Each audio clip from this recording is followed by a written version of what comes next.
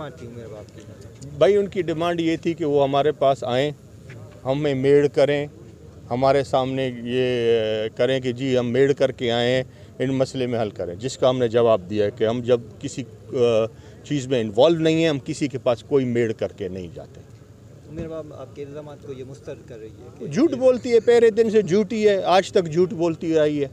वो भी झूठ बोलती है। अभी आपके सामने, आप भी अंदर आए थे, बैठे थे, आपके सामने वो जो उसका शाहिद है, वो शाहिद खुद बोल रहा है कि जी मैं मौजूद था, लेकिन मेरी टेलीफोन भी मेरे पास थी, लेकिन मेरा टेलीफोन को पर लग गए थे, जो 30 किलोमीटर दूर किसी और जगह पे मौजूद था, फिर वहाँ से पर लग गए, किसी और जगह पर चला गया। तो वो तो उसका एक अमलनामा उसका फ़ोन का अपना है जो ख़ुद उसके पास है। और उससे ज़्यादा आप क्या झूठे हो सच्चे को कह रहे हैं? उसका उनका शायद झूठा हुआ, उनका जो फरियादी है वो झूठा रहा, उनका दूसरा शायद झूठा है।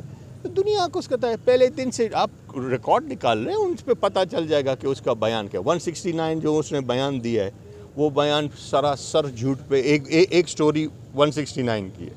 5 साल तक वो स्टोरी सोती रही। 5 साल के बाद वो जब स्टोरी फिर कोर्ट में इधर आई तो फिर वो दूसरी हो गई। 164 में वो अलग से स्टोरी बन जाती है। वो ये वकालत तो उनको पता होगा। ख़ुद बीबी जो है हमारी अदी, वो क्या कहते हैं, लॉ की स्टूडेंट है, उसको ज़्यादा लॉ पता होगा, कानून उसको ज़्यादा पता है। अगर कोई इंटरव्यू देता है, किसी से कोई पूछते हैं तो उल्टा उठ के जो है ना वो बोलते हैं कि जी फ़लाने ने ये इंटरव्यू लिया है, इसको निकालो। क्यों निकालो भाई? आप भी इजाज़त लेके मुझसे पूछा करें दूसरी दफ़ा, तो आपको कंफर्म होएगा। ये समाअत कब तक मुलतवी हुई है? कल के लिए कल। ठीक है, शुक्रिया। कोर्ट में मौजूद हैं और केस हमारा प्रोसीड हुआ है। अल्हम्दुलिल्लाह जो हमारा थर्ड विटनेस है उसकी गवाही रिकॉर्ड हो रही है। नेक्स्ट तारीख कल के लिए रखी गई है। आज फ्राइडे की वजह से जितना केस चल सकता था प्रोसीड हुआ। इसमें एक चीज़ मैं वाज़ेह करना चाहूँ कि सरदार चांडी की जानिब से एक मौक़िफ़ आ रहा था कि हमारे साथ कोई कंप्रोमाइज़ की बातें चल रही हैं, तो मैं इस चीज़ की तरदीद करती हूँ कि इसमें कोई सदाकत नहीं है।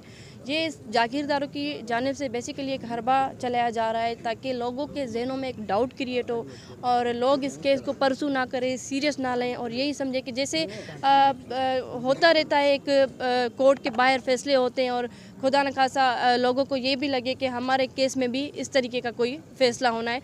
तो इस चीज़ को मैं क्लियर अल्फाज में लाउडली एंड क्लियरली बोलूँगी कि ऐसी कोई बात हम सोच भी नहीं सकते, क्योंकि ये केस फ़कत मेरा केस नहीं है, ये सिंध के हर एक मज़लूम का केस है और ये केस जागीरदाराना निज़ाम के ख़िलाफ़ एक अलम बगावत है। तो इंशाल्लाह मैं जब तक ज़िंदा हूँ सरदाराना जागीरदाराना निज़ाम के ख़िलाफ़ डट के लड़ूंगी। और ये इस केस में ज़ाहिर है मेरे वालिद, मेरे दादा और मेरे चचा को कत्ल किया गया, तो मैं इंसाफ़ के लिए लड़ रही हूँ और इंशाल्लाह जब तक मुझे इंसाफ़ नहीं मिलता मैं ये कानूनी जंग लड़ती रहूँगी।